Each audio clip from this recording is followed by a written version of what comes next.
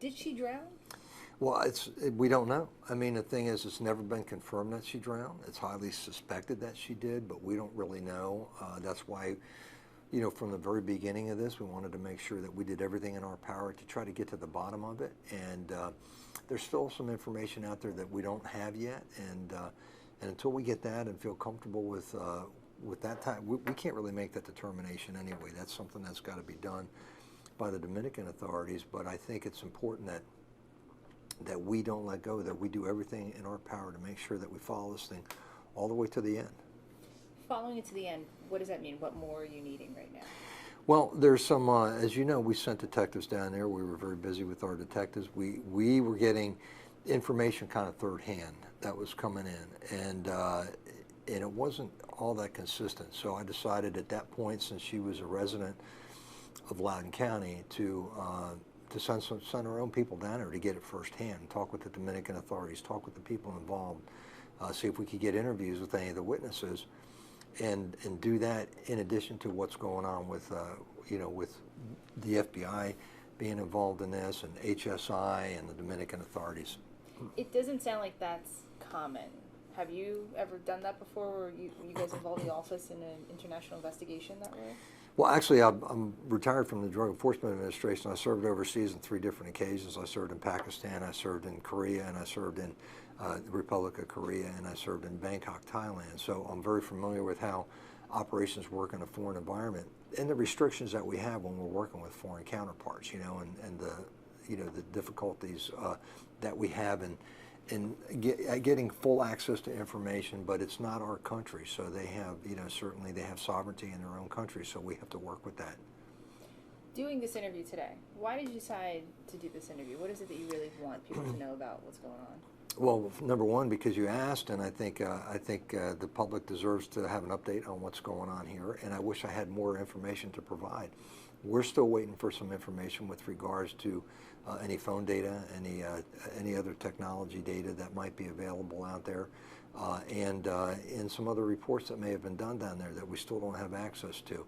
All we know is what we get garnered from when we sent our people down there and them talking with with the witnesses, with Dominican authorities, with the FBI, but there's still some things that are kind of outstanding that we haven't completed yet, and we'd like to complete before we actually come to any kind of a conclusion. And I don't even know that we actually will be able to do that.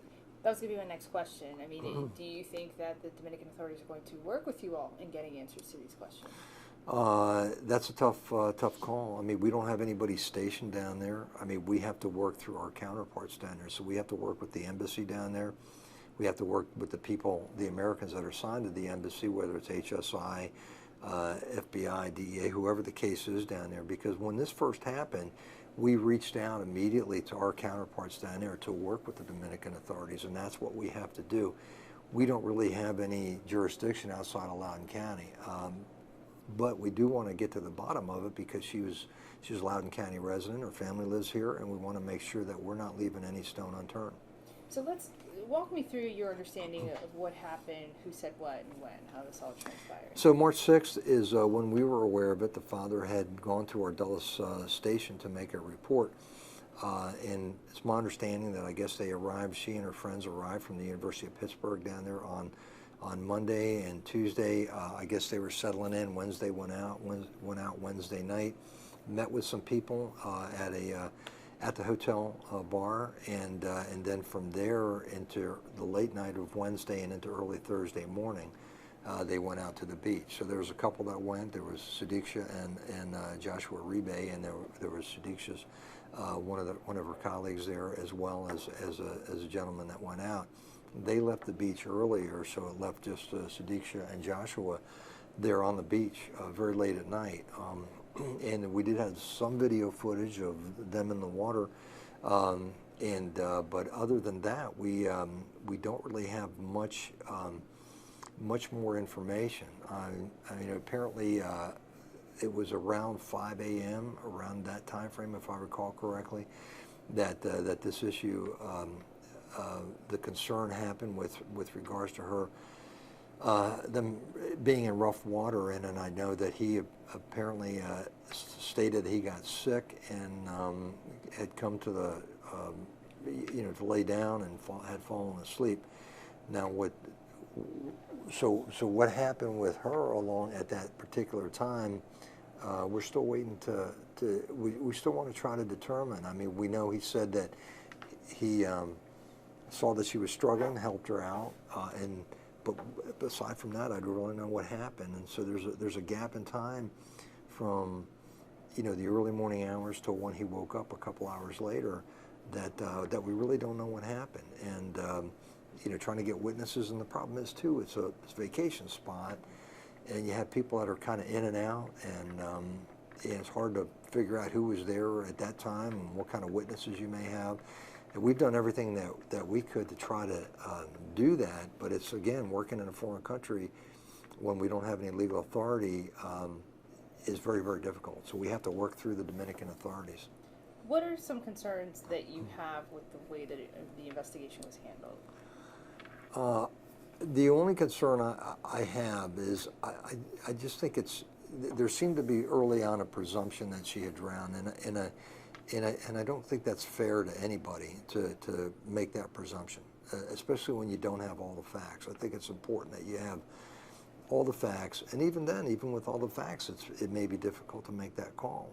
Well, how did that change things? How did that change the investigation if there was that early presumption? Well, I think there was the early presumption of that, and I think that to me seems like for the Dominicans, because drownings are not infrequent down there, and what that does is it makes it easy for the foreign authorities to just say, okay, it was a drowning, let's move on. It's like, hey, wait a minute here, we don't know that. We're going to go that extra step. She's a resident of Loudoun County, and we're just not going to take your word for it. We're going to send somebody down, and we're going to do the best that we can to get the best information that we can, which is what we did. So I think that's the problem, is you don't want to just presume that, and you want to make sure that they're being watched. And I think the fact that this became a national story, that the fact that we sent our own people down there, it raised the profile of it, so they just couldn't wash it away. They actually had to do some work down there, and they knew that they were the Dominican authorities knew that they were under the microscope, not just by us, but by the national media, so I think that was important. So it sounds like you're saying that they really weren't investigating this early on. Well, I'm not saying that they weren't. I'm just saying it comes down to how much effort they're going to put into it, and I think the fact that we went down there, and the fact that we sent our own people, did our own investigation, did our own interviews down there, it kind of put them under the gun to pay better attention to what was going on, rather than just saying, okay, it's a drowning, let's move on. It's like, okay, well, now we've got people from the U.S. looking at us. We've got the FBI, we've got Homeland Security, we've got the Loudoun County Sheriff's detectives are down there. Oh, by the way, it's making national news here, and international news for that matter. So it's like, with all that being the case, it put them under the gun to be a little bit more conscientious about what they were doing. So you all left how many days after she was reported missing? When did we go down? Mm-hmm. I think it was about a week later. I have to go back on the timeline on that, but I think it was, so she was missing on that Thursday. I think it was about a week later, because we were getting information, and it was secondhand, and it was a little bit inconsistent, and because you figure it's going through different people. So it's Dominican authorities going to the FBI, then it's going to us, and you know how information tends to get broken down or sometimes inaccurately transferred from person to person. Mm-hmm. And we didn't want that. We wanted to have our own firsthand knowledge of what was going on to the best of our ability, based on the circumstances, based on what we can actually do. But it sounds like then, so there's at least a week of not the thorough investigation that you would conduct here. Well, the thing was, I think the FBI was doing what they could with the authorities down there, and I think HSI and because we had originally contacted HSI, and they started in, and I think we had some DEA contacts down there, and then the FBI got involved, and the FBI basically took over several days later as the point down there for this. Okay, so then our communications were directly with the FBI, but the FBI is still getting it secondhand. I mean, they're still getting it from Dominican authorities, you know, and so it was like, hey, wait a minute, let's just send our own people down there. Let's just go down there and find out what we can firsthand. I mean, we want to make sure, and we take every missing person very seriously here in Loudoun County. We want to make sure we're doing everything we can to work with the families and get these people back. This is no different, and we're going to do that whether it's somebody that's missing locally, regionally, or internationally. We're going to do the best that we can do to find who's missing. So before I ask you about your team on the ground, I want to backtrack a little bit. There was some early reporting of inconsistencies in Joshua's story. What were those inconsistencies? Well, I would say that it had to do with to me, it was when he got out of the water and what happened at that point. So he got out of the water, and I know he was at the time, you know, he was vomiting, and he laid down, and I understand that's when he fell asleep for a few hours. Okay, the question to me is like, well, what happened right when he got out of the water, and how, you know, did he see her? Did he help her? Did he see her walk away? These are the kinds of questions that still kind of I'm still not quite sure on exactly what he saw, what he did, and then communications with his roommate and who went back to the beach to pick up the belongings and all that. So there was a little bit of inconsistency, not a great deal, but a little bit that was kind of like, hey, you know, we need to nail this down a little bit better. So, I mean, he got sick and went to sleep. Did he have his alcohol tested? Was he drunk and passed out? Is that what happened on the beach here? I don't know. I mean, that's my assumption. I think that they had been drinking that night, and that's quite possible that was the case, that he had too much to drink, and that's what caused him to pass out. Yeah. You mentioned friends. Were the friends ever questioned? And in the same way as Joshua? I think the friend that he was with, I'd have to go back on this. It was my understanding that he was a little reluctant to be interviewed. I think his father went down, and I don't think they really wanted to cooperate much. I'm not saying they didn't cooperate at all. I think that there was a limitation to the amount of cooperation that they were going to give. Joshua seemed to be pretty cooperative, quite frankly. Even when we interviewed him, I think it was our detective, I think it was his attorney, and his dad were in the room. So I think he was pretty forthright with what he told us, except for I'm still a little confused as to the way the story vacillated a little bit over time, but not to any great degree, but a little bit. So we still have our concerns and our questions. So did he say at first that he saw her after he went back on to the beach? That's what was my understanding. My understanding was he came out of the water originally. Okay, he came out of the water and he got sick and laid down. Then I think he stated that, well, he helped her. He saw she was struggling and he helped her, and that he helped her, and then he actually saw her starting to walk away, and that's when he laid down. So the question is with that, was that story evolving, or was that specific? I mean, I don't really know, and that's why it's important to us to go just beyond what he told us, but to try to get as much information as we can from whatever communications device he had, from his phone, from anybody else that may have had messages, phone messages, text messages. We still don't have that. Do you know, so she's missing, reported missing here, and then this is what triggers the international investigation. From then on, when was he questioned, and how was that done?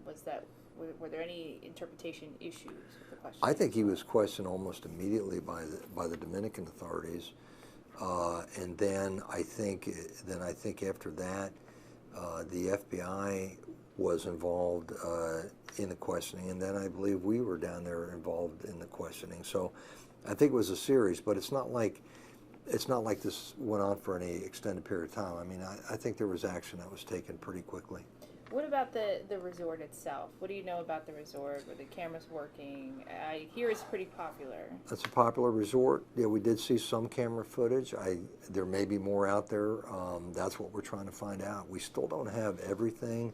We'd like to have access to everything. It still hasn't. We haven't been able to get access to everything just yet. But you know, hopefully there's more footage out there that we can see. So this interview with your investigators, how did this go? And you also said his attorney and his father were there as well.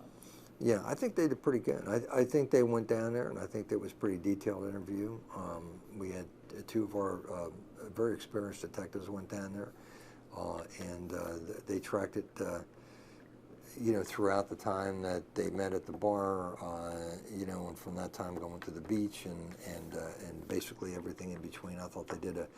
I thought they did a pretty good job with their interview. Were they able to reveal anything new that you all didn't know before, or confirm something that was in question? Well, I think it clarified some things. I don't know that it was anything like earth-shattering, but I think it was information that was more detailed and better clarified than what we had been receiving. Okay. Sudiksha's parents, when you talked with them, at what point did they decide that they were going to now say, okay, this was a drowning? What do you think went into that decision? I think what went into that decision was just the stress and the grief, and the fact that in any of these things you want closure. Okay, so when I met with them, they were very happy of the fact that we were following through on this, and I think that the community that they're part of down there, the Indian community, was very happy that we were aggressively following through on this. But I think at some point they went down as well, and they met with the authorities down there, and I think just the sheer grief of what and you want to get closure to this, and you want your other, you know, Sudiksha's siblings to have some closure with this, and I think that was probably a motivator for them to try to just go ahead and accept the fact that she had drowned and have her declared deceased. Well, you know, he had asked me about that later on, not when I first met with them, but later on, and I told him I'm really not in a position to do that. I don't even know that I could do that. I think that's something that you know, if in fact she drowned, and if in fact she's declared deceased, it would have to be the Dominican authorities, I think, to do that, because that's where it occurred. But my take is that, and I'm not sure where they stand right now. I haven't talked to them in quite a while, and I just know it's been just a traumatic. I mean, I can't imagine what they went through, honestly, and are still going through. And so I think they're trying to just deal with a lot of emotional stress on this, and I think in some ways it's to try to get closure and say, okay, we believe she drowned, but there's always that question because we don't, you know, there's some unanswered questions out there. So as long as there's unanswered questions, you can't really say definitively that that's in fact what happened.